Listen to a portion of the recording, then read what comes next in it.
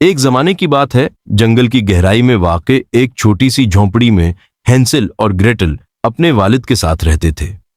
उनकी मां का इंतकाल हो चुका था और उनके वालिद खानदान की जिम्मेदारी निभाने के लिए लिकड़हारा बनकर दिन रात मेहनत करते थे।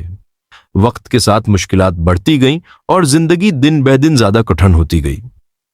आखिरकार वालिद ने दूसरी शादी कर ली, मगर नई बीवी को अपने सुतीले बच्चों से कोई मोहब्बत न थी।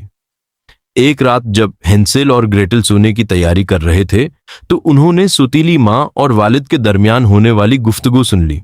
हर रोज रोटी खत्म हो जाती है, अगर बच्चे यहां रहे तो हम सब भूखे मर जाएंगे। वालिद ने कहा, ये मेरे बच्चे हैं, मैं उन्हें कैसे छोड़ सकता हूं? मगर सुतीली मां अपने फैसले पर कायम थी। अगर हमने कुछ ना किया तो हम में से कोई नहीं बचेगा। कल उन्हें जंगल की गहराई में ले जाओ।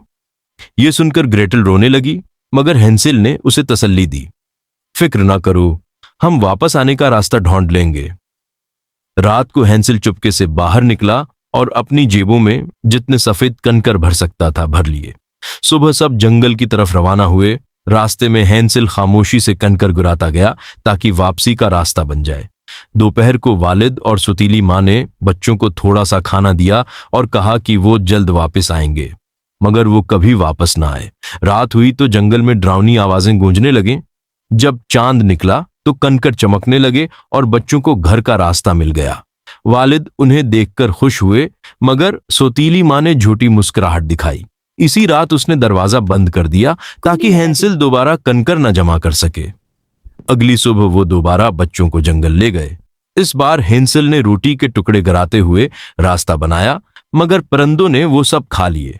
जब वालिद और सुतीली मां उन्हें छोड़कर चले गए तो बच्चों के पास वापसी का कोई निशान बाकी न रहा।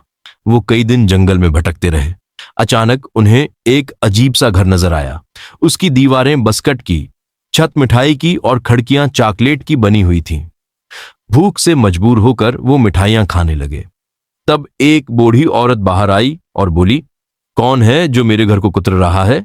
बच्चों ने अपनी कहानी सुनाई। वो औरत बज़ाहिर मेहरबान बनी और उन्हें अंदर बुला लिया, मगर घर के अंदर का माहौल अंधेरा और खौफनाक था। दरअसल वो एक चड़ील थी।